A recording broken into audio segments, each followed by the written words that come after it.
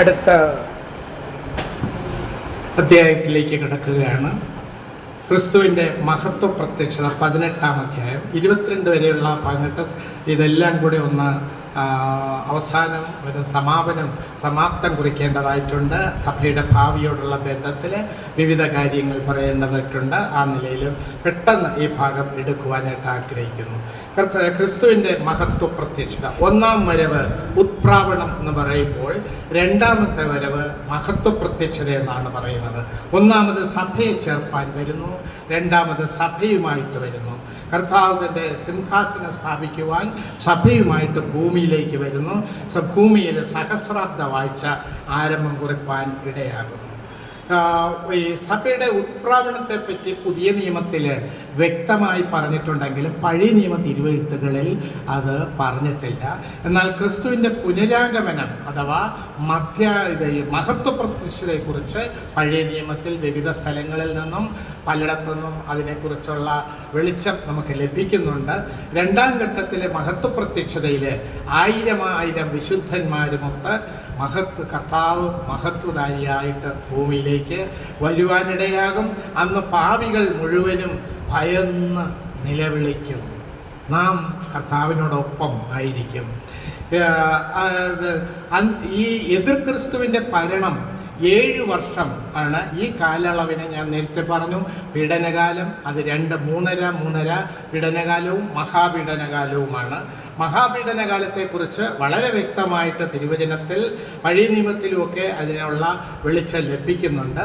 പീഡനകാലത്ത് സഭ ഭൂമിയിൽ ഉണ്ടായിരിക്കുന്നതല്ല.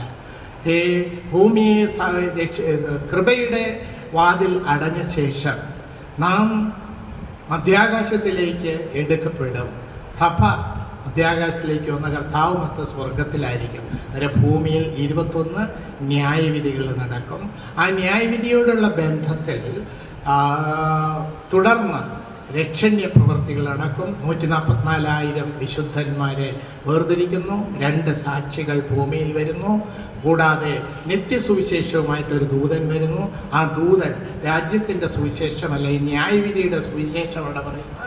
പൊതുവെ മനുഷ്യരെ അല്ലാതെ ദൂതന്മാരെ സുവിശേഷം പറയാൻ ഏൽപ്പിച്ചിട്ടില്ല എന്നുള്ളൊരു അഭിപ്രായമുണ്ട്. എങ്കിലും പല പുസ്തകങ്ങളോടുള്ള ബന്ധത്തിൽ അത് വായിക്കുമ്പോഴും ദൈവത്തിൻ്റെ ഈ നിത്യസുവിശേഷം എന്നുള്ള ബന്ധത്തിൽ അത് ന്യായവിധിയുടെ സുവിശേഷം തന്നെയാണ്. എന്നാൽ അതിലടങ്ങിയിരിക്കുന്ന കാര്യം ദൈവത്തെ ഭയപ്പെടുക, ദൈവത്തെ നമസ്കരിക്കുക എന്ന് ഈ ദൈവത്തിൽ വിശ്വസിക്കുക എന്ന് പറയുന്നത്. എന്നാൽ ഈ രക്ഷിക്കപ്പെടുന്നവരാരും മണവാട്ടി സഭയുടെ അംഗം അല്ല. അവർ സ്വർഗത്തിൽ ആയിരിക്കും. മണവാട്ടി പദം അലങ്കരിക്കുന്നത് സഭ എടുക്കപ്പെടുന്നതിന് മുമ്പ് ഈ കാലത്ത് കൃപാകാലത്ത് ഉള്ളവരാണ്. നിത്യസുവിശേഷം ദൂതനാണ് അറിയിക്കുന്നത് എന്ന അടിസ്ഥാനത്തിൽ അതിന് അല്പമായിട്ടുള്ള ഇതുകൊണ്ട് ദൂതന്മാരെ ദൈവം ഏൽപ്പിച്ചിട്ടില്ല. അവർ ന്യായവിധിയുടെ സുവിശേഷം, ന്യായവിധിയുടെ സന്ദേശമാണ് അറിയിക്കുന്നത്. ആകാശമധ്യേ നിൽക്കുന്ന ദൂതൻ നിത്യസുവിശേഷമാണെന്ന് വളരെ വ്യക്തമായിട്ട് രേഖപ്പെടുത്തിയതിൻ്റെ അടിസ്ഥാനത്തിലാണ് ഇത് എഴുതിയിരിക്കുന്നത്. അതിലെന്തെങ്കിലും വ്യത്യാസമുണ്ടെങ്കിൽ അടുത്ത പുസ്തകം വരുമ്പോൾ അതിന് മാറ്റം കുറിക്കുന്നതായിരിക്കും. നിത്യസുവിശേഷം അന്നേരം സഭ എടുക്കപ്പെട്ട ശേഷം ആകാശമധ്യേ ഒരു ദൂതൻ വിളിച്ചു പറയുന്നു, ഈ ദൈവത്തെ ഭയപ്പെടുക, നമസ്കരിക്കുക എന്ന് പറയുന്നു. അത് കഴിഞ്ഞ് 144,000 പേര് വീണ്ടും 2 സാക്ഷികൾ ഭൂമിയിലേക്ക് വന്ന് ഇവർ പറയുന്നു, ഇത് കൃപാകാലം കഴിഞ്ഞുള്ളതാവുകയാൽ മണവാട്ടി സഭയുടെ അംഗമല്ല.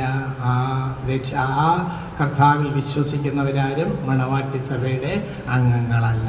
അവർ സദസ്സിൽ കാണും, പുനരുത്ഥാനം പ്രാപിക്കും. അവർ വെള്ളസിംഹാസനത്തിലേക്ക് പോകുകയില്ല എന്നുള്ളൊരു പ്രത്യേകത ഉണ്ട്. ഈ സഭ എടുക്കപ്പെടുന്നതിന് മുമ്പുള്ള സുവിശേഷത്തെ കൃപയുടെ സുവിശേഷം ആയിരുന്നുവെങ്കിൽ സഭ എടുക്കപ്പെട്ട ശേഷം ഈ ദൈവരാജ്യത്തെക്കുറിച്ചുള്ള സുവിശേഷം അതിൽ ദൂതനും 144,000 പേരും കൂടാതെ 2 സാക്ഷികളും അത് അവിടെ അറിയിക്കുന്നുണ്ട്. ഇങ്ങനെ വിവിധമായിട്ടുള്ള ഇതിനെ പറയുമ്പോൾ നമ്മുടെ കർത്താവ് ഒരു വാക്യം വായിക്കാം. മത്തായിയുടെ സുവിശേഷം 24-ാം അധ്യായം 29 മുതൽ 31 വരെ കർത്താവ് ഈ കാലത്തെക്കുറിച്ച് പറഞ്ഞിട്ടുണ്ട്. മത്തായിയുടെ സുവിശേഷം 24-ാം അധ്യായം 29 മുതൽ 31 വരെയുള്ള ഭാഗങ്ങൾ. ആ കാലത്തിലെ സൂര്യൻ ഇരുണ്ടു പോകും. ആകാശത്തിലെ ശക്തികൾ ഇളകിപ്പോയി. അപ്പോൾ മനുഷ്യപുത്രന്റെ അടയാളം ആകാശത്ത് വളർന്നു.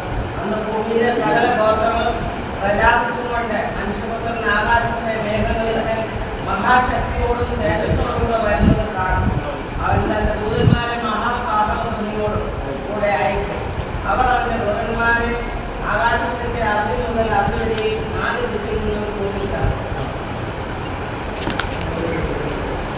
കർത്താവ് ഈ കാര്യത്തെക്കുറിച്ച് അത് മഹത്വപ്രത്യക്ഷതയോടുള്ള ബന്ധത്തിലാണ് ഈ കാര്യം പറഞ്ഞിരിക്കുന്നത്. ആ കാലത്തിലെ കഷ്ടം കഴിഞ്ഞ ഉടനെ സൂര്യൻ ഇരുണ്ടു പോകും, ചന്ദ്രൻ പ്രകാശം കൊടുക്കാതിരിക്കും. കർത്താവ് മഹത്വപ്രത്യക്ഷതയോടുള്ള ബന്ധത്തിലുള്ള വാക്യമാണ്. ഹെർമഗദോൻ യുദ്ധത്തെക്കുറിച്ച് നാം കേൾക്കുവാനിടയായി.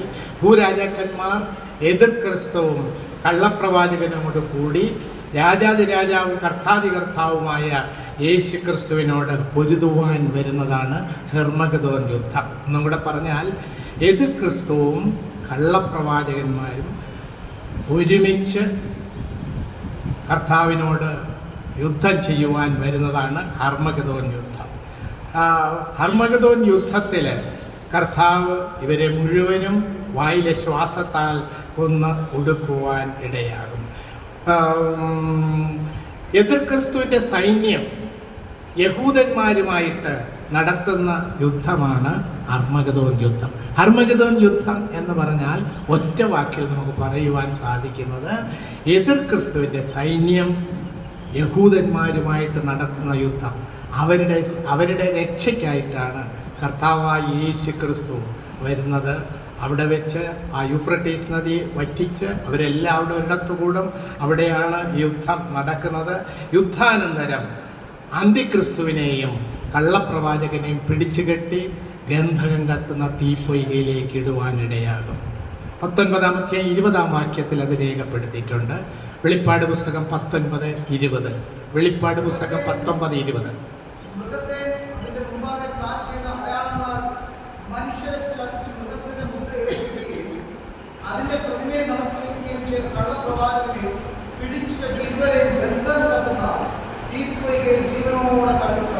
ഗന്ധകം കത്തുന്ന അന്നേരം വെള്ളസിംഹാസനത്തിലെ ന്യായവിധിക്ക് ശേഷം സകല ദുഷ്ടന്മാരെയും തള്ളിക്കളയുന്ന സ്ഥലമാണ് ഗന്ധകം കത്തുന്ന തീപ്പൊയ്ക.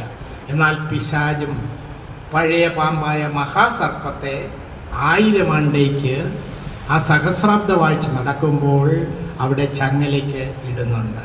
തുടർന്ന് ക്രിസ്തുവിൻ്റെ സകല വിശുദ്ധന്മാരുമായി ഭൂമിയിൽ 1000 ആണ്ടേക്ക് വരും.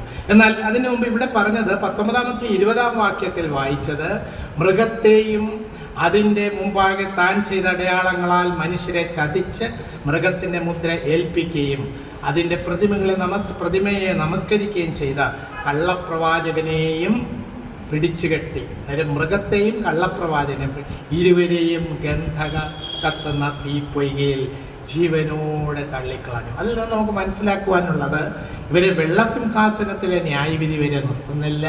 അതിനു മുമ്പ് തന്നെ ഈ 2 പേരെ തൃത്വത്തിൽ, സാത്താന്യ തൃത്വത്തിൽ 2 പേരെ, സാത്താന്യ തൃത്വത്തിൽ ഒന്നാമനായ പഴയ പാമ്പ് സാത്താനെ 1000 ആണ്ട് ചങ്ങലക്കിട്ട് തുറന്നു വിട്ടിട്ടെങ്കിലും സ്വഭാവം മാറുന്നില്ല.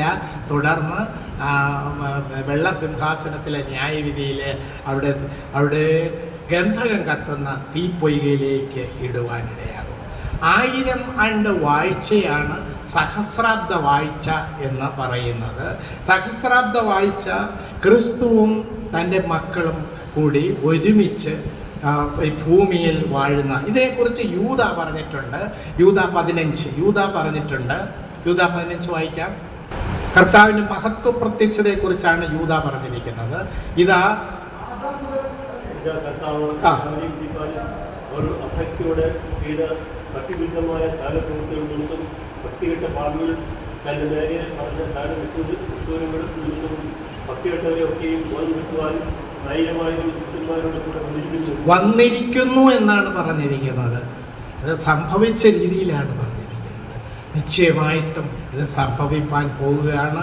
ഇതാ കർത്താവ് എല്ലാവരെയും വിധിപ്പാനും അവർ അഭക്തിയോടെ ചെയ്ത സകല ഭക്തിവിരുദ്ധമായ സകല പ്രവൃത്തികൾ നിമിത്തം ഭക്തികെട്ട പാപികൾ തൻ്റെ നേരെ പറഞ്ഞ സകല നിഷ്ഠൂരങ്ങളും നിമിത്തവും ഭക്തികെട്ടവരെയൊക്കെയും ബോധം വരുത്തുവാനും 1000 വിശുദ്ധന്മാരോടുകൂടെ വന്നിരിക്കുന്നു എന്ന്. 2000 വർഷങ്ങൾക്ക് മുമ്പ് തൃത്വത്തിൽ രണ്ടാമനായ കർത്താവായ യേശു ക്രിസ്തു ഭൂമിയിലേക്ക് വന്ന് പാപികളായ സകല മനുഷ്യർക്കും സ്വർഗഭാഗ്യം ഒരുക്കുവാനിടയായി, രക്ഷ ലഭിപ്പാനിടയായി. കർത്താവിൻ്റെ രക്തത്താൽ വീണ്ടെടുപ്പ് ലഭിച്ചു. തന്നിൽ ആശ്രയിച്ച സകലർക്കും ദൈവമക്കളാകുവാൻ അവകാശം കൊടുത്തു. യേശു ക്രിസ്തുവിൽ വിശ്വസിക്കുന്നവർക്ക് നീതീകരണവും വിശുദ്ധീകരണവും ലഭിക്കുവാൻ രക്ഷിക്കപ്പെട്ട കൂട്ടമായ സഭയെ ചേർക്കുവാനായിട്ടാണ് കർത്താവ് സഭയുമായിട്ട് വരുന്നതാണ്. ആദ്യം രക്ഷിക്കപ്പെട്ടവരുടെ കൂട്ടത്തെ ചേർക്കുവാനായിട്ട് മധ്യാകാശത്തിൽ പ്രത്യക്ഷപ്പെടും. കൂടാതെ സഭയുമായിട്ട് സഹസ്രാബ്ദ വാഴ്ചയ്ക്ക് വേണ്ടി ഭൂമിയിലേക്ക് വരുന്നതിനെയാണ് മഹത്വ പ്രത്യക്ഷത എന്ന് പറയുന്നത്. അതിനോടുള്ള ബന്ധത്തിൽ സെഖര്യാ പ്രവചനം 14-ാം അധ്യായം 4-ാം വാക്യത്തിൽ കർത്താവിൻ്റെ വരവിനെ കുറിച്ച്, മഹത്വ പ്രത്യക്ഷതയെക്കുറിച്ച് പറഞ്ഞിട്ടുണ്ട്. സെഖര്യാ പ്രവചനം 14-ാം അധ്യായം 4-ാം വാക്യം നമുക്കറിയാവുന്ന വാക്യമാണ്. അന്നാളിൽ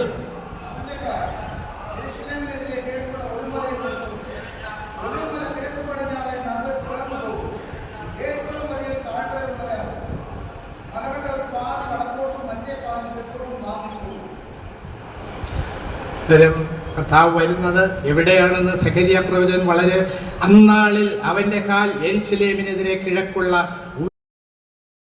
ദേശമായി തീരുവാൻ ഇടയാകും. ആ താഴ്വരയുള്ള മലകളുടെ പാതി വടക്കോട്ടും മറ്റേ പാതി തെക്കോട്ടും വാങ്ങിപ്പോകും. വെളിപ്പാട് പുസ്തകം 19-ാം അധ്യായം 11-ാം വാക്യം യോഹന്നാൻ വെളിപ്പാട് പുസ്തകത്തിൽ പറഞ്ഞിരിക്കുന്നത് സഹസ്രാബ്ദ വാഴ്ചയ്ക്കായിട്ട് കർത്താവ് ഭൂമിയിലേക്ക് വരുന്നത് വെളിപ്പാട് പുസ്തകം 19-ാം അധ്യായം 11 മുതൽ 14 വരെ രേഖപ്പെടുത്തിയിട്ടുണ്ട്. അനന്തരം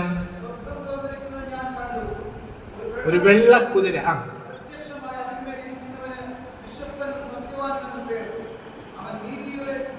നീതിയോടെ തലയിൽ അനേകം രാജമുണ്ട്, എഴുതിയിട്ടുള്ള ഒരു നാവും അവനുണ്ട്. അത് അവനല്ലാതെ ആർക്കും അറിഞ്ഞുകൂടാ. അവൻ രക്തം തളിച്ച ഉടുപ്പ് ധരിച്ചിരിക്കുന്നു. അവന് ദൈവവചനം എന്ന് പേര് പറയുന്നു. സ്വർഗത്തിലെ സൈന്യം നിർമ്മലം ശുഭ്രമായ വിശേഷ വസ്ത്രം ധരിച്ച് വെള്ള കുതിരപ്പുറത്ത് കയറി അവനെ അനുഗ്രഹിച്ചു. കർത്താവായ യേശു ക്രിസ്തു സ്ഥലമൊരുക്കുവാൻ പോയിരിക്കുകയാണ്. വെളിപ്പാട് യോഹന്നാന്റെ സുവിശേഷം 14-ാം അധ്യായം 1 മുതലുള്ള വാക്യങ്ങളിൽ അത് രേഖപ്പെടുത്തിയിട്ടുണ്ട്. ഈ വരവ് താമസിക്കുവാനുള്ള കാര്യം കർത്താവ് ദീർഘക്ഷമ കാണിക്കുകയാണ്. അനേകം പേരും ഈ രക്ഷയുടെ ഭാഗത്തേക്ക് വരുവാനുണ്ട്. ഈ സന്തോഷം അനുഭവിക്കാനുണ്ട്. നാം നമ്മുടെ കർത്താവിനെ കാത്തിരിക്കുമ്പോൾ തന്നെ നമുക്കൊരു ജോലിയുണ്ട്. അനേകർ ഈ നരകത്തിയിലേക്ക് പോകുന്ന അനേകരെ കുറിച്ച് ചിന്തയുണ്ടായി, ആ നശിച്ചു പോകുന്നവരെ കുറിച്ച് ചിന്തയുണ്ടായി. അവരെ രക്ഷയുടെ ഭാഗത്തേക്ക് കൊണ്ടുവരുവാൻ ഉള്ള ചുമതല നമ്മളുടേതാണ്. സുവിശേഷം അറിയിക്കുക എന്ന ശ്രേഷ്ഠമേറിയ പദവി ദൈവമക്കളായ നമുക്കാണ് ഇന്ന് കൃപാകാലത്ത് തന്നിരിക്കുന്നത്. നമ്മുടെ ഈ യാത്രയിൽ, പ്രത്യേകിച്ചും ഈ ഭൂമിയിലെ വാസത്തിൽ കർത്താവിനെ കുറിച്ച് പറയുകയും അനേകരെ തീയിൽ നിന്നും വലിച്ചെടുക്കേണ്ട ചുമതല നമ്മളെ ഓരോരുത്തരെയും ദൈവം ഇന്ന് ഏൽപ്പിച്ചിരിക്കുകയാണ്. അടുത്ത സഹസ്രാബ്ദ വാഴ്ച, ബൈബിളിൽ കാണുന്ന 7 യുഗങ്ങളിൽ അവസാനത്തതാണ് സഹസ്രാബ്ദ വാഴ്ച. വെളിപ്പാട് പുസ്തകം 20-ാം അധ്യായത്തിൽ ഇത് കാണുന്നുണ്ട്. സഹസ്രാബ്ദം എന്ന് പറഞ്ഞാൽ 1000 ആണ്ട്. മില്ലിനിയം എന്നാണ് ഇംഗ്ലീഷിൽ പറയുന്നത്. 1000 ആണ്ട് വാഴ്ച. ക്രിസ്തു ഭൂമിയിലേക്ക് വരും, വിശുദ്ധന്മാരുമായിട്ട് ഈ ഭൂമിയിൽ 1000 ആണ്ട് വാഴുവാനിടയാകും. സഹസ്രാബ്ദ വാഴ്ചയെക്കുറിച്ച് പറയുന്ന വെളിപ്പാട് പുസ്തകത്തിലെ 20-ാം അധ്യായം വളരെ പ്രധാനമായിട്ടുള്ളൊരു അധ്യായമാണ്. വെളിപ്പാട് പുസ്തകം 20-ാം അധ്യായത്തിലാണ് ഈ സഹസ്രാബ്ദ വാഴ്ചയെക്കുറിച്ച് പറയുന്നത്.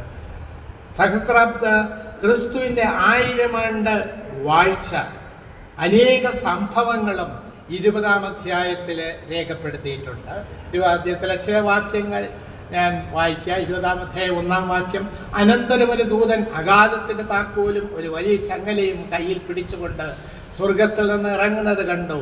അവൻ പിശാചും സാത്താനും പഴയ പാമ്പായ മഹാസർപ്പത്തെ പിടിച്ച് 1000 ആണ്ടേക്ക് ചങ്ങലയും, അത് വഞ്ചിക്കാതിരിപ്പാൻ സമാധാനത്തിന്റെ ഭരണം 1000 വർഷത്തേക്ക് നടത്തുവാനായിട്ട് പിശാചിനെ അവിടെ ബന്ധിക്കുന്നതായിട്ട് കാണുന്നു. 1000 ആണ്ട് സാത്താനെ അഗാധകൂപത്തിൽ ബന്ധിക്കുമ്പോൾ ഭൂമിയിൽ സമാധാനത്തിൻ്റെ നാളുകളായിരിക്കും. 1000 ആണ്ടേക്ക് ബന്ധനത്തിൽ കഴിഞ്ഞ് ഈ സഹസ്രാബ്ദ 1000 വർഷം കഴിയുമ്പോൾ അവനെ കുറച്ചു നേരത്തേക്ക് അഴിച്ചുവിടുമ്പോൾ ലോകം ആസകലവൻ ഓടി പഴയതുപോലെ വഞ്ചനയുടെ കാര്യങ്ങൾ ചെയ്യുവാൻ, ക്രിസ്തുവിനെതിരായിട്ട് ചെയ്യുവാൻ ഇടയാകും. അപ്പോഴാണ് വീണ്ടും അവനെ പിടിക്കുന്നത്. പഴയ നിയമത്തിലും പുതിയ നിയമത്തിലും വിശുദ്ധന്മാരുടെ ഏറിയ പ്രത്യാശ വിഷയവും സഹസ്രാബ്ദ വാഴ്ചയോടുള്ള ബന്ധത്തിൽ കർത്താവ് ഇത് വളരെ സൂചന തന്നിട്ടുണ്ട്. ക്രിസ്തു തൻ്റെ വിശുദ്ധന്മാരുമായിട്ട് ഭൂമിയിലേക്ക് വാഴ്ചയിലേക്ക് വരുന്നതിന് മുമ്പ് ഈ 20-ാം അധ്യായം 1-ാം വാക്യത്തിൽ അഗാധകൂപത്തിൻ്റെ താക്കോലും പിടിച്ചൊരു ചങ്ങലയുമായി സ്വർഗത്തിൽ നിന്ന് വരുന്ന ഒരു ദൂതനെ കാണുന്നു. ദൂതൻ സാത്താനെ പിടിച്ച് ചങ്ങലയാൽ ബന്ധിച്ച് അഗാധത്തിലേക്ക് തള്ളിയിടുന്നു. ക്രിസ്തുവിൻ്റെ 1000 ആണ്ട് വാഴ്ച അവിടെ ആരംഭിക്കുന്നു. എന്തിനാണ് അവനെ ബന്ധിക്കുന്നത്? ജാതികളെ വഞ്ചിക്കാതിരിക്കുവാൻ. പഴയ പാമ്പായ സാത്താൻ ജാതികളെ വഞ്ചിക്കാതിരിക്കുവാൻ ദൈവം 1000 ആണ്ട് അഗാധകൂപത്തിലിടുകയാണ്. എന്നാൽ 1000 ആണ്ട് അഗാധകൂപത്തിൽ കിടന്നിട്ടും അവന് യാതൊരു സ്വഭാവത്തിന് യാതൊരു മാറ്റവും വന്നില്ല. അവനെ തുറന്നുവിട്ട മാത്രയിൽ ദേശവ്യാപകമായിട്ട് അവൻ ക്രിസ്തുവിനോട് യുദ്ധത്തിന് പുറപ്പെടുന്നു. 7-ാം വാക്യത്തിൽ 27 പറയുന്നു, 1000 ആണ്ട് കഴിയുമ്പോഴും സാത്താനെ തടവിൽ നിന്ന് അഴിച്ചുവിടും. അവൻ ഭൂമിയുടെ 4 ദിക്കിലുമുള്ള ജാതികളായി സംഖ്യയിൽ. പിന്നെ അങ്ങോട്ട് 9-ാം വാക്യം, വിശുദ്ധന്മാരുടെ പാളയത്തെയും പ്രിയ നഗരത്തെയും വളയും. എന്നാൽ ആകാശത്ത് നിന്ന് തീയിറങ്ങിയവരെ ദഹിപ്പിച്ചു കളയും. അവരെ വഞ്ചിച്ച പിശാചിനെ മൃഗവും കള്ളപ്രവാചകനും കിടക്കുന്ന ഗന്ധക തീപ്പൊയ്കയിലേക്ക് തള്ളിയിടും. അവർ എന്നേക്കും രാപ്പകൽ ദണ്ഡനം സഹിക്കേണ്ടി വരും. സാത്താൻ നേതൃത്വത്തിൽ 2-3 ആൾക്കാരെ നേരത്തെ അഗാധകൂപത്തിൽ അടച്ചു. അവിടേക്ക് ഒന്നാമനായ സാത്താനെ വിട്ടു. അത് കഴിഞ്ഞാണ് വെള്ളസിംഹാസനത്തോടുള്ള ബന്ധത്തിൽ ഈ ഭൂമിയിലുള്ള സകല വിശ്വാസികളും അവിടെ നിൽക്കുവാനിട. വലിയൊരു വെള്ളസിംഹാസനത്തിലെ ന്യായവിധിയാണ് അവിടെ 11-ാം വാക്യത്തിൽ അത് പറയുന്നുണ്ട്. 20:11 ഞാൻ വലിയൊരു വെള്ളസിംഹാസനവും അതിൽ ഒരു ഇരിക്കുന്നതും കണ്ടു. കർത്താവായ യേശു ക്രിസ്തുവാണ് അതിലിരിക്കുന്നത്. വെള്ളവിശുദ്ധിയെ കാണിക്കുന്നു. വലിയതെന്ന് പറയുന്നത് ആദാം മുതൽ ഈ കാലം വരെയുമുള്ള സകലരെയും ഉൾക്കൊള്ളുവാൻ വിധിക്കുവാൻ പറ്റിയുള്ളൊരു സിംഹാസനമാണ്. അവൻ്റെ സന്നിധിയിൽ നിന്നും ഭൂമിയും ആകാശവും ഓടിപ്പോയി. വെള്ളസിംഹാസനം വന്നപ്പോഴത്തേക്ക് ഭൂമിയും ആകാശവും ഓടിപ്പോയി. വലിയൊരു ന്യായവിധി നടക്കുവാൻ പോകുകയാണ്. മരിച്ചവർ ആബാലവൃദ്ധം, രക്ഷിക്കപ്പെടാത്തവർ ആബാലവൃദ്ധം സിംഹാസനത്തിന്റെ മുമ്പിൽ നിൽക്കുന്നതും പുസ്തകങ്ങൾ തുറന്നു. ജീവന്റെ പുസ്തകം എന്ന മറ്റൊരു പുസ്തകവും തുറന്നു. പുസ്തകങ്ങളിൽ എഴുതിയിരിക്കുന്നതിനൊത്തവണ്ണം മരിച്ചവർക്ക് അവരുടെ പ്രവൃത്തിക്കടുത്ത ന്യായവിധി ഉണ്ടായി. അടുത്തത് പറയുന്നത് എവിടെയൊക്കെ മരിച്ചവര്, സമുദ്രം തന്നിലുള്ള മരിച്ചവരെ ഏൽപ്പിച്ചു കൊടുത്തു. മരണവും പാതാളവും തങ്ങളിലുള്ള മരിച്ചവരെ ഏൽപ്പിച്ചു കൊടുത്തു. 14-ാം വാക്യം, മരണത്തെയും പാതാളത്തെയും തീപ്പൊയ്കയിൽ തള്ളിയിട്ടു. ഈ തീപ്പൊയ്ക രണ്ടാമത്തെ മരണം. ജീവപുസ്തകത്തിൽ പേരെഴുതി കാണാത്ത ഏവനെയും തീപ്പൊയ്കയിൽ തള്ളിയിടും.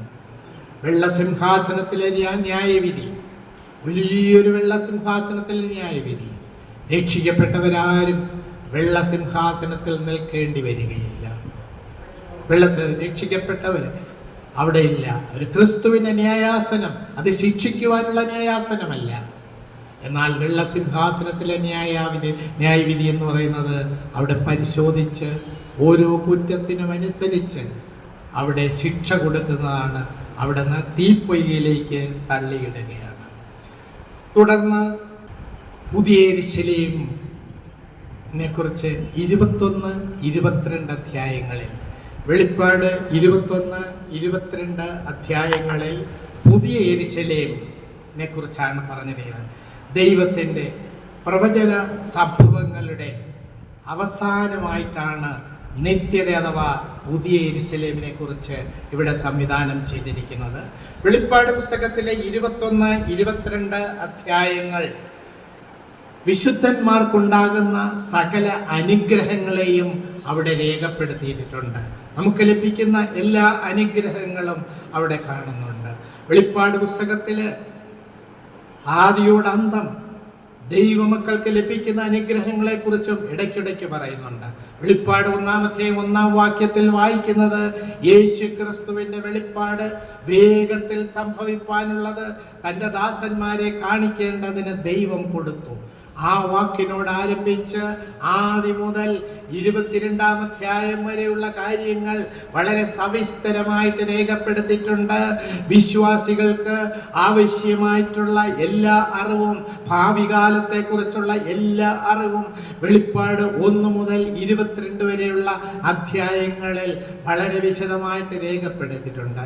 വെളിപ്പാട് പുസ്തകം എന്ന് പറഞ്ഞാൽ അത് നേരിട്ടുള്ള ഒരു വർണ്ണനയല്ല, അത് സിംബോളിക് ആലങ്കാരിക ഭാഷയിൽ എഴുതിയതാണ്. ആ നിലയിൽ പലർക്കും അത് മനസ്സിലാക്കുവാൻ പ്രയാസമാണ്. എന്നാൽ പൊരുൾ തെളിച്ച് പരിശുദ്ധാത്മാവിൻ്റെ ആ വ്യാപാര ശക്തിയാൽ ദൈവസന്നിധിയിൽ ഇരുന്നാൽ ഓരോന്നും മനസ്സിലാകുവാൻ ഇടയാകും. 21:3 മുതൽ 5 വരെയുള്ള വാക്യങ്ങൾ വായിക്കുമ്പോൾ വെളിപ്പാട് പുസ്തകം 21-ാം അധ്യായം 3 മുതൽ 5 വരെയുള്ള വാക്യങ്ങൾ വായിക്കാം.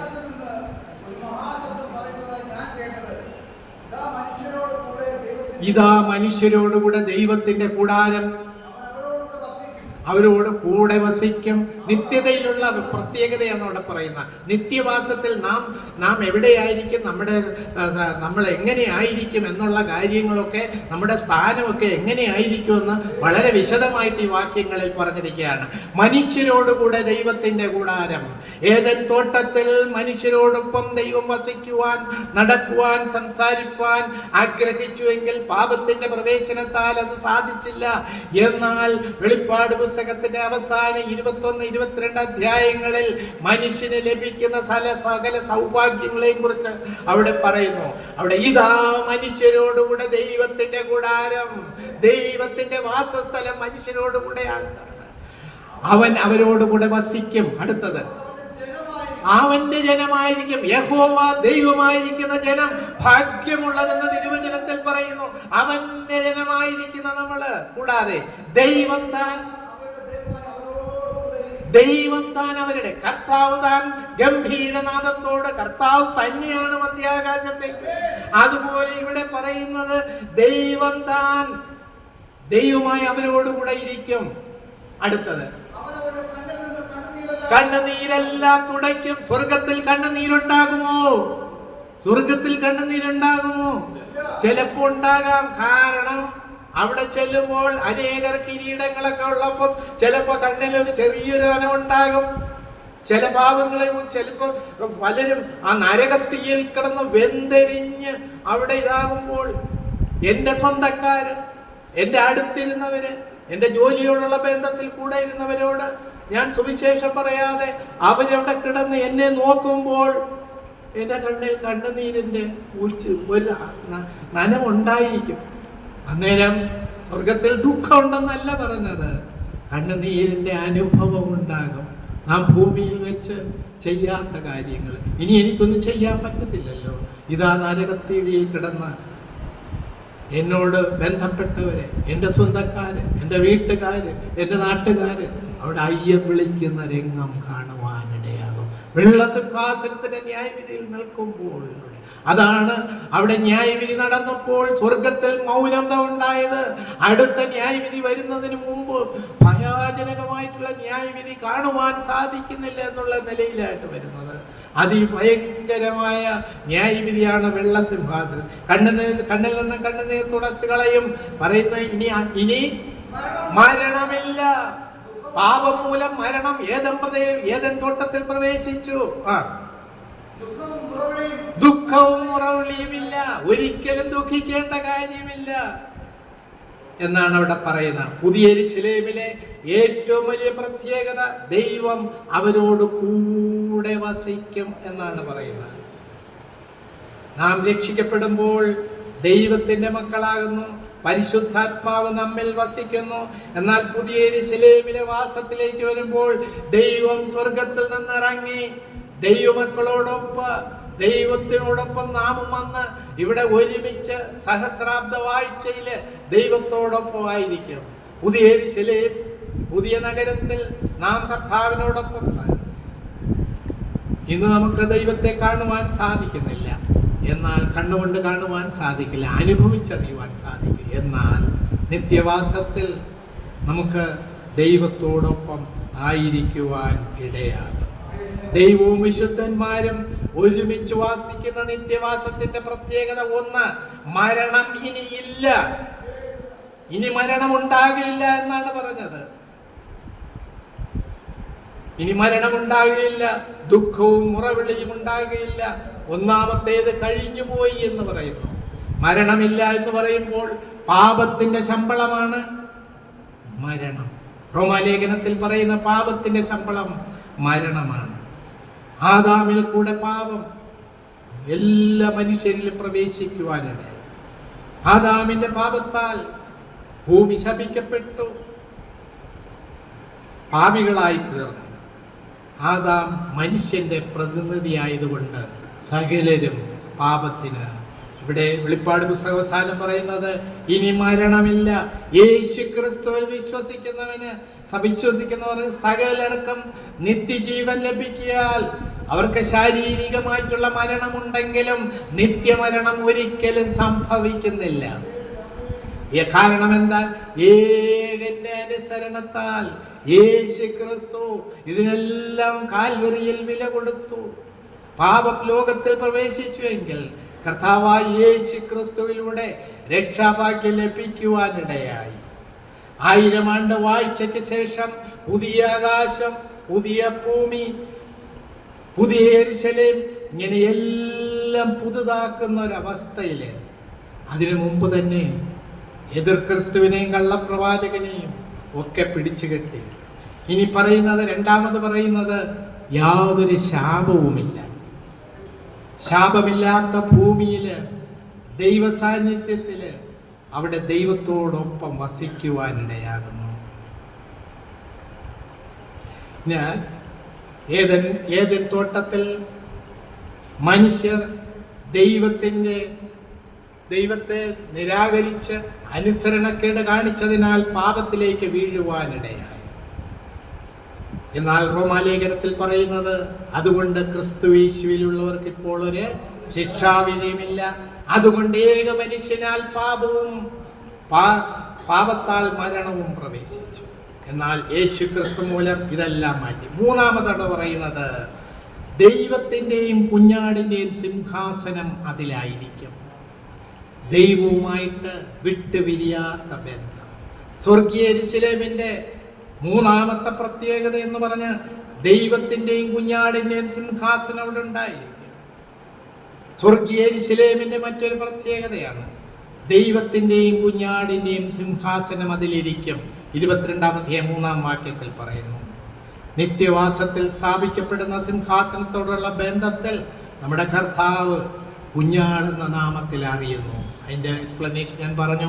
അവിടെയും കുഞ്ഞാടെന്ന് പറയുന്നത് നമുക്ക് വേണ്ടി കാൽവരി ക്രൂശിൽ ലോകത്തിന്റെ പാപത്തെ ചുമന്ന ദൈവത്തിന്റെ കുഞ്ഞാടായി എവിടെയും കാണുന്നു. ഇനി നാലാമത്, അവന്റെ ദാസന്മാർ അവനെ ആരാധിക്കും. അതായത് വിശുദ്ധന്മാർ നിത്യത മുഴുവനും ആരാധിക്കും. ഞായറാഴ്ച മാത്രമല്ല, വേറൊരു ദിവസം മാത്രമല്ല, അവന്റെ ദാസന്മാർ അവനെ നിത്യമായിട്ട് ആരാധിക്കും. ശാപം നീങ്ങിയ ഭൂമിയില് അവരൊരുമിച്ച് ദൈവത്തെ ആരാധിക്കുവാൻ. അടുത്തതിൽ അവിടെ പറയുന്നത് വിശുദ്ധന്മാർ ദൈവത്തെ മുഖാമുഖം കാണും. അവർ അവന്റെ മുഖം കാണും. ദൈവത്തെ കണ്ടവരാരും ജീവിച്ചിരുന്നിട്ടില്ല ദൈവത്തെ കാണുവാൻ. കാരണം ദൈവം ആത്മാവാകുന്നു. ജ്ഞാനം പുതിയ ശരീരം ലഭിക്കുമ്പോൾ, തേജസ്കരിക്കപ്പെട്ട ശരീരം ലഭിക്കുമ്പോൾ ദൈവത്തെ കാണുവാൻ. ഇത് ഈ ഭൂമിയോടുള്ള ബന്ധത്തിലുള്ള ശരീരമായതുകൊണ്ട് കാണുവാൻ സാധിക്കില്ല. നിത്യവാസത്തിൽ ദൈവത്തെ തന്റെ ദാസന്മാർ ആരാധിക്കുകയും സേവിക്കുകയും മാത്രമല്ല, ദൈവത്തിന്റെ മുഖം കണ്ട്, നേരിൽ കണ്ട് ദൈവത്തെ ആരാധിക്കുവാനും ഇടയാകും. അടുത്തത് പറയുന്നത് അവന്റെ നാമം അവരുടെ നെറ്റിയിലിരിക്കും. ഉടമസ്ഥാവകാശം. വിശുദ്ധന്മാർ നിത്യ സുരക്ഷിതരായിരിക്കും. ദൈവത്തിന്റെ നാമം നമ്മുടെ നെറ്റിയിലിരിക്കുമെന്നത് നാം ദൈവത്തിന്റെ വകയാണ്, എൻ്റെ ഉടമസ്ഥൻ ദൈവമാണ് എന്നവിടെ പറയുന്നതാണ്. പീഡനകാലത്തില് അവിടെ നെറ്റിയിൽ മുദ്രയിട്ട 144,000 പേര് സംരക്ഷിതരായിരുന്നത് പോലെ ഇവിടെ പുതിയ യെരൂശലേമിലും നാം സംരക്ഷിതരായി ദൈവത്തോടായിരിക്കും. തിരുവചനത്തിലെ ഉൽപ്പത്തി മുതൽ വെളിപ്പാട് വരെയുള്ള പുസ്തകങ്ങളിൽ ദൈവത്തിന്റെ സ്നേഹം നമുക്ക് കാണുവാൻ സാധിക്കും. മനുഷ്യരോടൊപ്പം വസിക്കുവാനായിട്ട് ദൈവം നിത്യമായിട്ടുള്ള നിത്യവാസത്തിനായിട്ട് പുതിയ യെരൂശലേമിലേക്ക് വരുന്നു. വാക്ക് പറഞ്ഞ ദൈവം വാക്ക് മാറാത്തവനാണ്, വിശ്വസ്തനാണ്. അതുപോലെ തന്നെ സംഭവിക്കുവാൻ പോവുകയാണ്. നമുക്ക് ദൈവസന്നിധിയിലേക്ക് അടുത്തിയല്ല. വാക്ക് പറഞ്ഞ ദൈവം വിശ്വസ്തനാണ്. ദൈവത്തിന്റെ സ്നേഹം ഇന്ന് ഭൂമിയിൽ വെച്ച് നമുക്ക് കണ്ടുവരുവാൻ.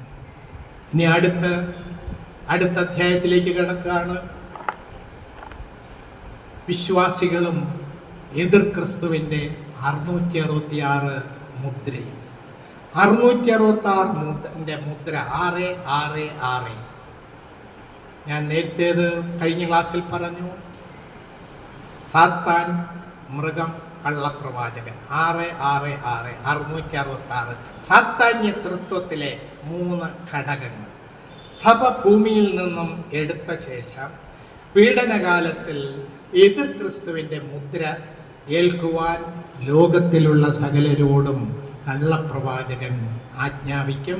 13-ാം അധ്യായം, വെളിപ്പാട് പുസ്തകം 13-ാം അധ്യായം 16 മുതൽ 18 വരെ ഈ മുദ്രയെക്കുറിച്ച് പറയുന്നുണ്ട്.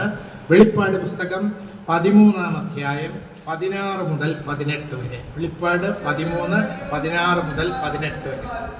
സ്വന്തം ദാസന്മാരുമായ എല്ലാവർക്കും വലം കൈമേലോ നെറ്റിമേലോ മുദ്ര കിട്ടുമാറും മൃഗത്തിന്റെ പേരോ പേരിന്റെ സംഖ്യയായ മുദ്രയുള്ളവനല്ലാതെ വാങ്ങുകയോ വിൽക്കുകയോ ചെയ്യുവാൻ വഹിയാതെയും ആകുന്നു. ഇവിടെ ജ്ഞാനം കൊണ്ട് ആവശ്യം. ബുദ്ധിയുള്ളവൻ മൃഗത്തിന്റെ സംഖ്യ ഗണിക്കട്ടെ. അതൊരു മനുഷ്യന്റെ സംഖ്യ എത്ര? അതിന്റെ സംഖ്യ 666. മഹാപീഡനകാലത്ത് മുദ്രയേൽക്കുന്നതിൽ നിന്നും ആരെയും ഒഴിവാക്കിയിട്ടില്ല. എല്ലാവരും അന്ന് മുദ്രയേൽക്കണം. അത് ചെറിയവരും വലിയവരും സമ്പന്നന്മാരും ദരിദ്രന്മാരും സ്വതന്ത്രന്മാരും ദാസന്മാരും ലോകത്തിലുള്ള സകലരും എടുക്കുവാനായിട്ട് അവിടെ ആജ്ഞയുണ്ടാകും. ജീവിതത്തിൽ ഈ ഭൂമിയിൽ ജീവിക്കണമെങ്കിൽ ഈ മുദ്ര ഏറ്റിരിക്കണം. ഇല്ലെങ്കിൽ ജീവിക്കുവാൻ വലിയ പ്രയാസമാണ്. മക്കളെ സ്കൂളിൽ വിടുന്നതിന് മുദ്ര വേണം, ആശുപത്രിയിൽ ചെല്ലുന്നതിന് മുദ്ര വേണം, ട്രെയിൻ യാത്ര ചെയ്യുന്നതിന് മുദ്ര വേണം. ശരീരത്തിൽ അത് പ്രത്യേകിച്ച് കാണിക്കേണ്ട കാര്യമില്ല. ആ ഒരു നടന്നു പോകുമ്പോൾ തന്നെ അത് റീഡ് ചെയ്ത് അവൻ്റെ വകയാണെന്ന്, സാത്താൻ്റെ വകയാണെന്ന് കണ്ടിട്ട് അപ്പോഴേ കടത്തിവിടും. അന്ന് കർത്താവിനെ വിളിച്ചപേക്ഷിക്കുന്ന ആരെങ്കിലും ഉണ്ടെങ്കിൽ അവർക്ക് ഒന്നിനും ഈ ഭൂമിയിൽ വളരെ പ്രയാസമായിരിക്കും. അന്നത്തെ ലോക ഭരണകൂടം, ലോക നേതൃത്വം ഒരുമിച്ചെടുക്കുന്ന തീരുമാനമാണ്. സകലരെയും മുദ്രയിടുക എന്ന് പറഞ്ഞാൽ എതിർ ക്രിസ്തുവിൻ്റെ ആരാധകരെ മാറ്റി നിർത്തി അറിയുവാനുള്ള ഒരു പ്രവണതയാണ്. സകലരെയും നിർബന്ധിച്ചായിരിക്കും മുദ്രയിടുന്നത്.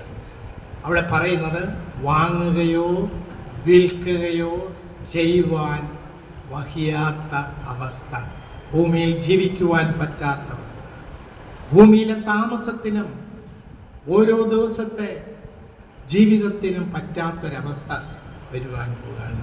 എന്നാൽ വിശ്വാസികൾ പേടിക്കണോ? പേടിക്കുകയേ വേണ്ട. 666 മുദ്ര വിശ്വാസികൾക്കുള്ളതല്ല, സഭ എടുക്കപ്പെട്ട ശേഷം ഭൂമിയിൽ വരുന്നതാണ്.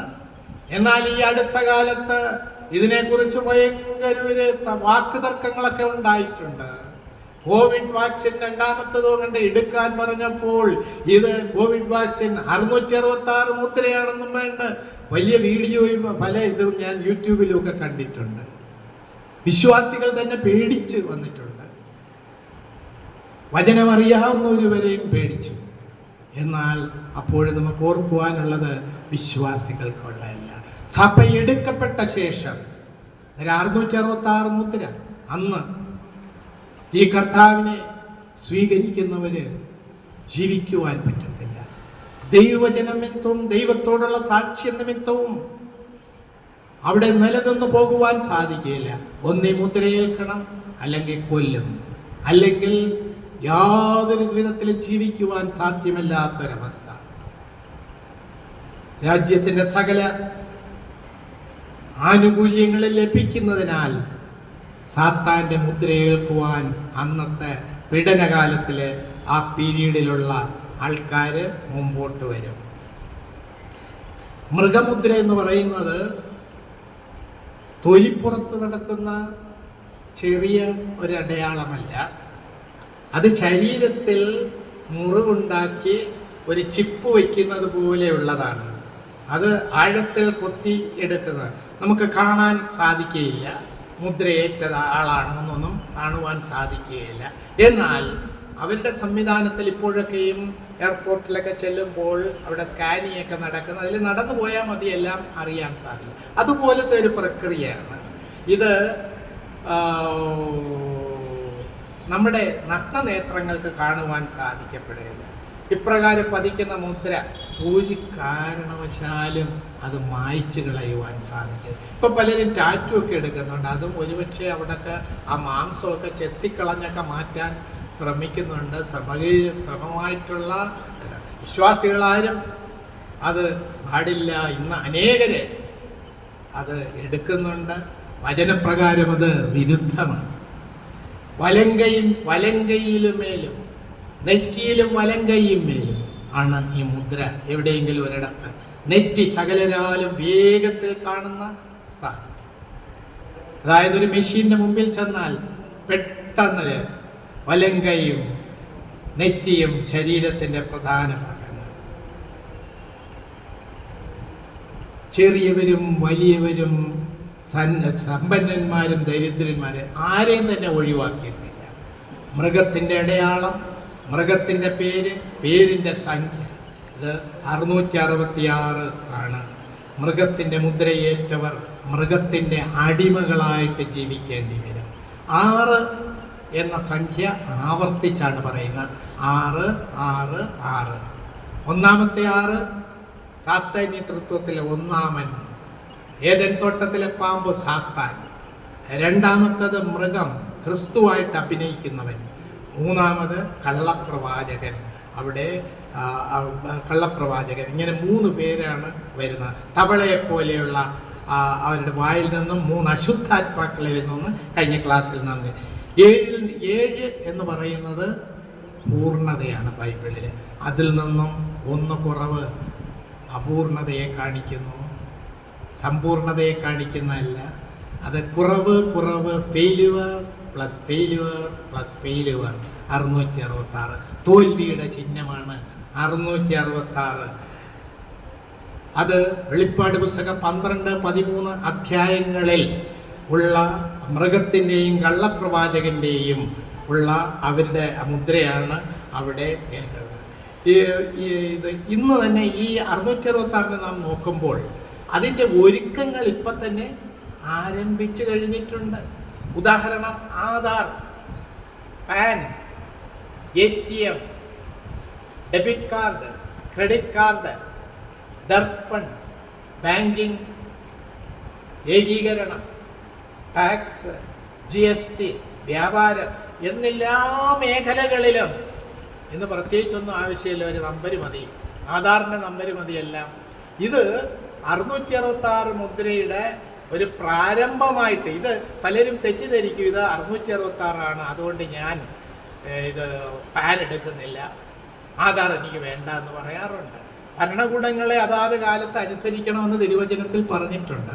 പക്ഷെ ഇത് 666 മുദ്രയല്ല, ഇതെല്ലാം മുന്നോട്ട് ഒരുക്കേണ്ട. അവസാനം ലോക നേതാവായ ഒരുവൻ വരും, ഒരു ഓർഡർ ഇടും, അപ്പോഴത്തേക്ക് ഇതെല്ലാം കൂടെ എളുപ്പമാകും. ഒരു നിമിഷത്തിനകം സകലരെയും തിരിച്ചറിയുവാനുള്ള സംവിധാനം ഉണ്ടാകുന്നു. ഇപ്പോൾ പുതിയ കമ്പ്യൂട്ടർ ശേഖയിൽ തന്നെ പുതിയൊരെണ്ണം വന്നു, ആർട്ടിഫിഷ്യൽ ഇൻ്റലിജൻസ്. എന്തെല്ലാം കാര്യങ്ങളാണ് അതിൽ. അതിൻ്റെ എന്നിട്ടും ഈ 666 മുദ്ര ഏൽക്കുന്നതിന് ശാസ്ത്രം ത്വരിതഗതിയിൽ മുന്നോട്ട് പോയിക്കൊണ്ടിരിക്കുകയാണ്. നാം സഭാവിശ്വാസികൾ കർത്താവിനോടൊപ്പമായിരിക്കുമ്പോഴാണ് ഈ മുദ്ര. അതുകൊണ്ട് 666 കോവിഡ് പീരീഡിൽ ഇത് ഭയങ്കരമായിട്ട് പ്രശ്നം ഉണ്ടായൊരു വിഷയമാണ്. ആ വാക്സിൻ എടുക്കുന്നത് കുഴപ്പമാണ്. 666 വാക്സിനാണ്. നമ്മളുടെ പല വീഡിയോയും കാണുവാനിടയായി. എന്നാൽ നാം പേടിക്കേണ്ട കാര്യമുണ്ടോ? ഇല്ല. നാം കർത്താവിൻ്റെ കയ്യിൽ സുരക്ഷിതരാണ്. സഭ ഒരിക്കലും പീഡനത്തിലോ മഹാപീഡനകാലത്തോ എതിർ ക്രിസ്തുവിന്റെ വാഴ്ചയിലോ കൂടി കടന്നു പോകുകയില്ല. രക്ഷിക്കപ്പെട്ട സകലരും ദൈവത്തിന്റെ കരങ്ങളിലാണ്. ദൈവം തന്റെ മക്കൾക്ക് വേണ്ടി ഒരുക്കിയിരിക്കുന്ന ഈ രക്ഷയുടെ ജീവൻ നൽകി ഒരുക്കിയ ഈ രക്ഷയിൽ നാം ആനന്ദിച്ച് സന്തോഷിക്കുന്നതിനോടൊപ്പം അനേകർ ഈ ചതിക്കുഴിയിലേക്ക് വീഴാതെ, ഈ പാപക്കുഴിയിലേക്ക് പോയി സഞ്ചരിച്ച് വെള്ളസിംഹാസനത്തിലെ ന്യായവിധിക്ക് ശേഷം ആ ഗന്ധരത്ന തീപ്പൊയ്കയിൽ വീഴാതെ നോക്കേണ്ടത് നമ്മുടെ ഓരോരുത്തരുടെയും ചുമതലയാണ്. ഇനി അടുത്തത് സഭയുടെ ഭാവി. ആകെയുള്ള വെളിപ്പാട് പുസ്തകത്തിലെ ആദ്യം മുതൽ അവസാനം വരെയുള്ള ഭാഗങ്ങളിലേക്ക് ഞാൻ കടക്കുകയാണ്. അത് പെട്ടെന്ന് 22 അധ്യായങ്ങളിലും കൂടെ ഒന്ന് ഓടിച്ചു പോകുമ്പോൾ ചില കാര്യങ്ങൾ എൻ്റെ ശ്രദ്ധയിൽ വന്നത് ആണ് ആ നോട്ടിൽ എഴുതിയിരിക്കുന്നത്. എന്നോടുള്ള ബന്ധത്തിൽ ഞാൻ ഇന്നലെ പറഞ്ഞ ചില കാര്യങ്ങളോടുകൊണ്ട് ഒരു ചെറിയൊരു എക്സ്പ്ലനേഷൻ കൂടെ വരേണ്ടതുണ്ട്. എതിർ ക്രിസ്തു എന്ന് പറയുന്നത് അന്തിക്രിസ്തു എന്നാണ് നാം പൊതുവെ പറയുന്നത്. എന്നാൽ അന്തിക്രിസ്തു എന്ന് തിരുവചനത്തിൽ കാണുന്നില്ല. എതിർ ക്രിസ്തു എന്നാണ് ആവർത്തിച്ച് പറഞ്ഞിരിക്കുന്നത്.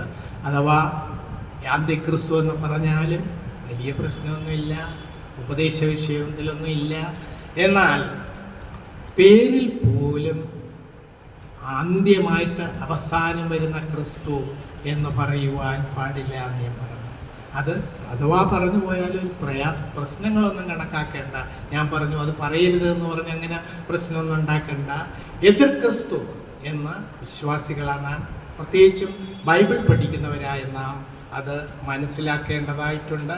അന്ത്യകാലത്ത് സകല ദൈവിക വ്യവസ്ഥകൾക്കും എതിരായിട്ട് ഭൂമിയിൽ വരുന്ന അവൻ സാത്താനല്ല, പക്ഷെ സാത്താൻ്റെ ശക്തിയോടുകൂടി ആത്മാവോടുകൂടി അധികാരത്തോടുകൂടി വരുന്ന ഒരുവനാണ് ഈ എതിർ ക്രിസ്തു എന്ന് പറഞ്ഞ് യോഹന്നാന്റെ ലേഖനത്തിൽ 4 തവണ പറഞ്ഞിട്ടുണ്ട്.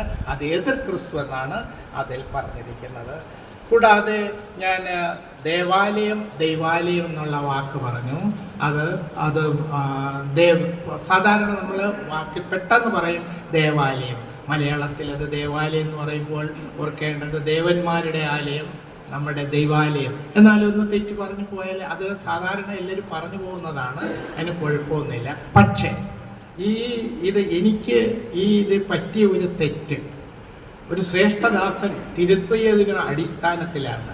അവിടെ ഞാനൊരു വളരെ വർഷങ്ങൾക്ക് മുമ്പ് ഒരു സഭയുടെ ആരംഭത്തിന് ഇനാഗുറേഷൻ, ഒരു സഭാ ഹോളിൻ്റെ ഇനാഗുറേഷന് പോയി. അത് ഞാനായിരുന്നു അതിൻ്റെ ശുശ്രൂഷയും അതിൻ്റെ എല്ലാ കാര്യങ്ങളും. കഴിഞ്ഞങ്ങോട്ട് ഇറങ്ങി വന്നപ്പോൾ Punalur Kunjappan sir SS David sir എന്നെ വിളിച്ച് വെളിയിലോട്ട് നിർത്തി പറഞ്ഞു, ബ്രദറെ, ദേവാലയം ഒന്ന് പറയരുത്, ദൈവാലയം എന്നേ പറയാറുണ്ട്. ദേവാലയം എന്ന് പറഞ്ഞാൽ ദേവൻ്റെ ആലയമാണ്, ദൈവാലയം. അപ്പോഴാണ് എനിക്കത് മനസ്സിലായത്. സോളമൻ സാറ് അവിടെ വെച്ച് സഭ പറയാം അണ്ടൂർ പച്ച സഭയുടെ ഇനാഗുറേഷന് നെഹമ്യാവിൻ്റെ പുസ്തകത്തിൽ നിന്നും വലിയൊരു ഇത് പറഞ്ഞു, ദൂത് പറഞ്ഞു. അതിൽ ഞാൻ ദേവാലയം എന്നുള്ള പദം ഉപയോഗിച്ചു. സാർ പറഞ്ഞു അത് ശരിയാണ്, എന്നാൽ അത് നമ്മൾ പലപ്പോഴും അത് തെറ്റിപ്പോകാറുണ്ട്. തെറ്റിയത് കൊണ്ട് അത് ഉപദേശിച്ചതൊന്നുമല്ല. എന്നാൽ മലയാളത്തിൽ മാത്രമേ ഉള്ളൂ. തമിഴിലേക്ക് പോകും ദേവരുടെ ആലയം എന്ന് പറയുന്നുണ്ട്, ദേവാദി ദേവൻ എന്ന് പറയുന്നുണ്ട്, പാട്ട് പാടുന്നുണ്ട്. അല്ലാതെ വലിയ കാര്യമാക്കേണ്ട കാര്യമില്ല.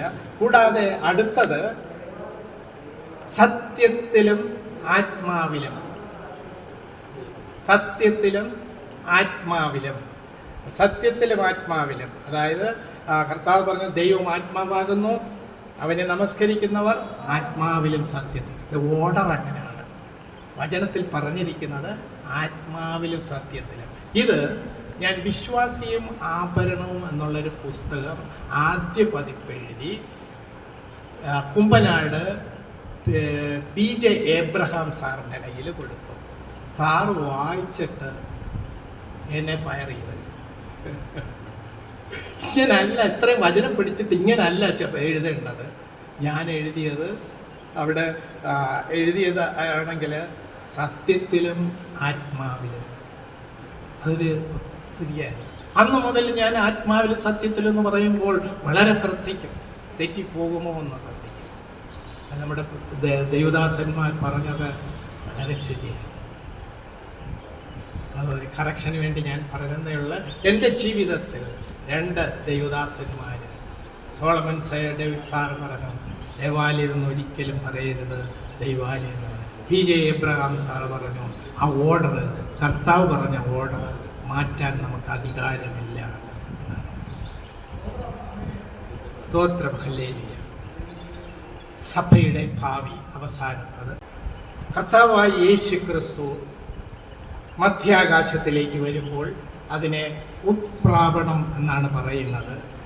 രക്ഷിക്കപ്പെട്ട സകല ദൈവമക്കളും, അതായത് ക്രിസ്തുവിൽ ജനിച്ചവരും ക്രിസ്തുവിൽ ജീവിക്കുന്നവരും ക്രിസ്തുവിൽ മരിച്ച് അടക്കപ്പെട്ട കല്ലറയിലായിരിക്കും. അവരും സ്വർഗത്തിലേക്ക് എടുക്കപ്പെടും. അത് ഒന്നാണ്. സഭ സ്വർഗത്തിലായിരിക്കുമ്പോൾ, കർത്താവിനോടൊപ്പം ആയിരിക്കുമ്പോൾ ഭൂമിയിൽ 7 വർഷം പീഡനകാലം, അത് 3.5 വർഷമായിട്ട് അതിനെ ക്ലിപ്തപ്പെടുത്തിയിരിക്കുന്നു. 21 ന്യായവിധികളാണ്. 7 വർഷത്തെ പീഡനകാലത്തിൽ സകല ഭൂവാസികളും 21 ന്യായവിധികളിൽ കൂടി കടന്നു പോകേണ്ടതായിട്ടുണ്ട്. 7 മുദ്രകൾ, 7 കലശങ്ങൾ, 7 കാഹളങ്ങൾ, 7 ദൈവത്തിൻ്റെ ക്രോധ കലശങ്ങൾ ഇതിൽ കൂടെ കടന്നു. അത് 6 മുതൽ 18 വരെയുള്ള അധ്യായങ്ങളിലാണ് ഉള്ളത്. അത് കഴിഞ്ഞ് 144,000 പേരെ 12 ഗോത്രങ്ങളിൽ നിന്നും 7-ാം അധ്യായത്തിൽ ദൈവം എടുക്കുന്നു. അവരെ ഭൂമിയിൽ സുവിശേഷം അറിയിക്കുന്നു. തുടർന്ന് 2 ദൈവദാസന്മാർക്ക് വരം നൽകി ഭൂമിയിലേക്ക് വരുന്നു. അവരെ ദൈവത്തിൻ്റെ ഒലിവ് വൃക്ഷവും നിലവിളക്കുമെന്നാണ് പറയുന്നത്. അവരുടെ ശുശ്രൂഷ കഴിയുമ്പോൾ മൃഗം അതിനെ അവരെ കൊല്ലും. അത് അവർ 1260 ദിവസം, അതായത് 3.5 വർഷക്കാലം ഭൂമിയിൽ ഈ പ്രവചനം, ഈ കാര്യങ്ങൾ, ന്യായവിധിയുടെ സന്ദേശം എല്ലാം ഭൂമിയിൽ അറിയിക്കും. ഈ 2 സാക്ഷികൾ ശുശ്രൂഷ കഴിയുമ്പോൾ 1260 ദിവസം കഴിയുമ്പോൾ അവിടെ 11-ാമത്തെ 7 മുതൽ 11 വരെ വാക്യങ്ങളിൽ അവിടെ അവരെ ആഴത്തിൽ നിന്ന് വരുന്ന ഒരു മൃഗം അവരെ കൊല്ലുകയും കൊന്ന് അവരെ യെരൂശലേം തെരുവീതിയിൽ ആ ശവം അടക്കുവാൻ പോലും സമ്മതിക്കാതെ കൂത്തുകാഴ്ചയായിട്ട് ദൈവദാസന്മാർ, അഭിഷിക്തന്മാർ അവിടെ കിടക്കുവാനിടയാകും. എന്നാൽ 3.5 ദിവസം കഴിയുമ്പോൾ ലോകമാസകലം സന്തോഷിച്ച്, എതിർ ക്രിസ്തുവിൻ്റെ ആൾക്കാർ സന്തോഷിച്ചിരിക്കുമ്പോൾ ദൈവത്തിൻ്റെ ശ്വാസം അവരിലേക്ക് വരുന്നു. അവർ കാലൂന്നി നിൽക്കുന്നു, സ്വർഗത്തിലേക്ക് പോകുന്നു. ഭൂമിയിലുള്ള സകലരും ഭയന്ന് നിലവിളിക്കുന്നതായിട്ട് കാണുന്നു. കൂടാതെ ഭൂവാസികൾക്ക് ന്യായവിധിയുടെ സന്ദേശം അറിയിക്കുവാനായിട്ട് ഒരു ദൂതനെ ആകാശമധ്യേ അയക്കുന്നു. ന്യായവിധിയുടെ സുവിശേഷം ഈ ഭൂമിയിൽ അവരറിയിക്കുന്നു. ഈ എതിർ ക്രിസ്തുവിൻ്റെ വാഴ്ചയിലും ഒരു ശേഷിപ്പ് ദൈവം ഒരുക്കുന്നുണ്ട്. എന്നാൽ പ്രത്യേകം ശ്രദ്ധിക്കേണ്ടത്, സഭ എടുക്കപ്പെട്ട ശേഷമുള്ളതൊന്നും തന്നെയും ആരും മണവാട്ടി സഭയുടെ അംഗമല്ല. അവർ വെള്ളസിംഹാസനത്തിലെ ന്യായവിധിക്ക് പോകുകയില്ല. അവരെ തീപ്പൊയ്കയിലേക്ക് തള്ളിയിടുക ഇല്ല എന്നുള്ളതാണ്. 7 വർഷത്തെ പീഡനകാലം കഴിയുമ്പോൾ ഭൂമിയിൽ 1000 ആണ്ട് വാഴ്ചയ്ക്കായിട്ട് കർത്താവ് നമ്മളുമൊത്ത്, വിശുദ്ധന്മാരുമൊത്ത് ഭൂമിയിലേക്ക് വരും. എന്തിനാ വരുന്നത്? മണവാട്ടിയുടെ വീട്ടിലേക്ക് വരികയാണ്. വന്നിട്ട് ഇവിടെ 1000 ആണ്ട് വരുന്ന വഴിയിൽ ആകാശത്തിൽ അവിടെ പ്രത്യക്ഷപ്പെടുമ്പോൾ ഭൂരാജാക്കന്മാർ എതിർ ക്രിസ്തുവിൻ്റെ ആൾക്കാരുമായിട്ട് അവർ ഒരുമിച്ച് സംഘടിച്ച് അവിടെ ഹെർമഗദോൻ താഴ്വരയിൽ വലിയ ഒരു യുദ്ധത്തിനായിട്ട് അവർ വരും. അതൊരു ഹെർമഗദോൻ എന്ന് പറയുന്ന ഒരു കശാപ്പ് ശാലയാണ്. അവിടെ ഇവരെല്ലാം പട്ടു വീഴുവാനിടയായി. യുദ്ധത്തിൽ ഇസ്രയേലിന്റെ സഹായത്തിനായിട്ട് കർത്താവ് അവിടെ ഇടപെടും. സകലരും കർത്താവിൻ്റെ, ക്രിസ്തുവിൻ്റെ വായിലെ ശ്വാസത്താൽ അവിടെ വീണ് കൊല്ലപ്പെടുവാൻ ഇടയാകും. യുദ്ധം കഴിഞ്ഞ ഉടനെ കള്ളപ്രവാചകനെയും എതിർ ക്രിസ്തുവിനെയും എന്നുവെച്ചാൽ മൃഗത്തെയും കള്ളപ്രവാചകനെയും പിടിച്ചുകെട്ടി അവിടെ അഗാധകൂപമല്ലെ തീപ്പൊയ്കയിലേക്കാണ്. 19-ാമത്തെ 20-ാം വാക്യത്തിലാണ് അത് രേഖപ്പെടുത്തിയിരിക്കുന്നത്. അവരെ വിചാരണ കൂടാതെയാണ്, വെള്ളസിംഹാസനത്തിൽ എത്തിക്കാതെ തന്നെയാണ് പെട്ടെന്ന് തന്നെ അവരെ കൊന്നത്. അതിനിടയിൽ തന്നെ കുത്യവങ്കിലേക്ക് നോക്കുന്ന ഒരു ചെറിയ കൂട്ടം ഇസ്രയേലിനെ, ചിതറിപ്പോയ ഇസ്രയേലിനെ കൂട്ടിച്ചേർക്കുന്ന ഒരു സംവിധാനം ഉണ്ടായിരിക്കും. അത് കഴിഞ്ഞ് 20-ാം അധ്യായത്തിലേക്ക് വരുമ്പോൾ പിശാചും സാത്താനും എന്നറിയപ്പെടുന്ന പഴയ പാമ്പായ മഹാസർപ്പത്തെ 1000 ആണ്ടേക്ക് ബന്ധിച്ചിരിക്കുകയായിരുന്നു. അതിൽ നിന്നും തുറന്നുവിട്ട് അവൻ ദേശവ്യാപകമായി അവനെ ചങ്ങലയ്ക്കിട്ട് അഗാധകൂപത്തിൽ, ബോട്ടംലെസ് പിറ്റ് എന്നാണ് ഇംഗ്ലീഷിൽ പറയുന്നത്, അടിയില്ല കുഴി, അവനെ അതിലേക്ക് ഇടുക. കർത്താവ് സഹസ്രാബ്ദ വാഴ്ചയ്ക്കായിട്ട് ഭൂമിയിലേക്ക് വരുന്നു. 1000 ആണ്ട് സാത്താനെ അവിടെ ബന്ധിക്കുന്നു. 1000 ആണ്ട് കഴിയുമ്പോൾ ഈ സാത്താനെ ഒന്ന് അഴിച്ചുവിടുമ്പോൾ അവൻ സ്വതന്ത്രനായി ഭൂലോകം മുഴുവനും ഓടി വശീകരിക്കുവാൻ, ദൈവത്തിനെതിരായിട്ട് ആളുകളെ സംഘടിപ്പിക്കുവാൻ വീണ്ടും യുദ്ധത്തിനായിട്ട് അവിടെ ഒരുങ്ങുന്നു. സാത്താനും കൂട്ടരും ദൈവനഗരത്തെ യെരൂശലേമിനെ വളയുമ്പോൾ ആകാശത്തുനിന്ന് തീയിറങ്ങി. 20-ാമത്തെ 9-ാം വാക്യം. തുടർന്ന് മൃഗവും കള്ളപ്രവാചകനും കിടക്കുന്ന ആ തീപ്പൊയ്കയിലേക്ക് ഒന്നാമനെയും രക്ഷിക്കപ്പെടാത്ത സകല ഭൂവാസികളെയും ന്യായവിധിക്കായി വെള്ളസിംഹാസനം സ്ഥാപിക്കും. രക്ഷിക്കപ്പെടാത്ത സകല പാപികളിലും രണ്ടാം പുനരുത്ഥാനത്തിൽ, ഒന്നാം പുനരുത്ഥാനം എന്ന് പറയുന്നത് വിശ്വാസികളുടെ, രക്ഷിക്കപ്പെട്ടവരുടെ പുനരുത്ഥാനമാണ്. രണ്ടാം പുനരുത്ഥാനം എന്ന് പറഞ്ഞത് ദുഷ്ടന്മാരുടെ പുനരുത്ഥാനമാണ്. നീതികെട്ടവരുടെ, കർത്താവിൽ വിശ്വസിക്കാത്ത സകല പാപികളും ഇത് സമുദ്രം ഏൽപ്പിച്ചു കൊടുക്കും, ആകാശം ഏൽപ്പിച്ചു കൊടുക്കും. ഇതെല്ലാം തന്നെ വെള്ളസിംഹാസനത്തിലെ ന്യായവിധിക്ക് ശേഷം അവിടെ തീപ്പൊയ്കയിലേക്ക് തള്ളും. രക്ഷിക്കപ്പെടാത്തവരുടെ അനുഭവം, അവര് രക്ഷിക്കപ്പെടാത്ത സകലരുടെയും അന്ത്യം തീപ്പൊയ്കയായിരിക്കും. 21-ാം അധ്യായം 8-ാം വാക്യത്തിൽ അത് വായിക്കുന്നത്, 21-ാം അധ്യായം 8-ാം വാക്യത്തിൽ, എന്നാൽ ഭീരുക്കൾ, അവിശ്വാസികൾ, അറയ്ക്കപ്പെട്ടവർ, കൊലപാതകന്മാർ, ദുർനടപ്പുകാർ, ക്ഷുദ്രക്കാർ, ബിംബത്തെ ആരാധിക്കുന്നവർ എന്നിവർക്കും കള്ളം പറയുന്ന, വഞ്ചിക്കുന്ന സകലർക്കും ഓഹരി തീയും ഗന്ധകവും കത്തുന്ന തീപ്പൊയ്കയത്രേ. തുടർന്ന് പുതിയ ആകാശവും പുതിയ ഭൂമിയും ഉണ്ടായി നിത്യതയോളം കഥാവുമായിട്ട് വാഴുന്ന കാര്യങ്ങളെക്കുറിച്ചും പറഞ്ഞു. 21-ാം അധ്യായം 1-2 വാക്യങ്ങളിൽ പറയുന്നത്, ഞാൻ പുതിയ ആകാശവും പുതിയ ഭൂമിയും കണ്ടു. ഒന്നാമത്തെ ആകാശവും ഒന്നാമത്തെ ഭൂമിയും ഒഴിഞ്ഞുപോയി, സമുദ്രം ഇനിയില്ല. പുതിയ യെരൂശലേം എന്ന വിശുദ്ധ നഗരം ഭർത്താവിനായി അലങ്കരിച്ചിട്ടുള്ള മണവാട്ടിയെ പോലെ ഒരുങ്ങി സ്വർഗത്തിൽ നിന്നും ദൈവസന്നിധിയിൽ നിന്നും തന്നെ ഇറങ്ങി വരുന്നു. പുതിയ ആകാശം, പുതിയ ഭൂമി, പുതിയ യെരൂശലേം, സകലതും പുതിയത്, പുതിയ മന്ദിരം, പുതിയ പ്രകാശം, പുതിയ പർദീസ. അവിടെ സൂര്യന്റെ ആവശ്യമില്ല, അതുകൊണ്ടാണ് പുതിയ പ്രകാശം. കർത്താവ് സൂര്യനാണ്, എൻ്റെ വെളിച്ചമാണ്. ഞാനും തേജസ്സേറിയതാകുമ്പോൾ വിശ്വാസികൾ തന്നെ ഓരോരോ വെളിച്ചങ്ങളായിരിക്കും. പിന്നെ അവിടെ സൂര്യന്റെ ആവശ്യം ഇല്ല, ചന്ദ്രന്റെ ആവശ്യമില്ല. ഇന്ന് നമ്മൾ ഇരുട്ടിന് അധീനനാണ്. എന്നാൽ അവിടെ സൂര്യനില്ല, ചന്ദ്രനില്ല, നക്ഷത്രമില്ല എന്ന് പറയുന്നത് എൻ്റെ കർത്താവ് തേജോമയനായിട്ട് അവിടെ നിൽക്കുമ്പോൾ പുതുപുത്തൻ ശരീരം ലഭിച്ച വിശ്വാസികളൊക്കെയും വെളിച്ചങ്ങളുടെ മക്കളായിട്ട് അവിടെ നിൽക്കുമ്പോൾ പിന്നെ സൂര്യന്റെ ആവശ്യമില്ല. നിത്യവാസം, ദൈവത്തോടൊപ്പം നിത്യമായിട്ട് നമുക്ക് വസിക്കുവാൻ നമ്മുടെ കർത്താവ് വീണ്ടും വരും. വീണ്ടും വരവിനെ കുറിച്ച് ആവർത്തിച്ച് പറഞ്ഞുകൊണ്ടാണ് ഈ വെളിപ്പാട് പുസ്തകം അവസാനിക്കുന്നത്. 22-ാം അധ്യായം 7-ാം വാക്യം, 12-ാം വാക്യം, 20-ാം വാക്യം ആവർത്തിച്ച് പറഞ്ഞിരിക്കുന്നു. 3 തവണ പറഞ്ഞിരിക്കുന്നു. 7-ാം വാക്യം, 12-ാം വാക്യം, 20-ാം വാക്യം.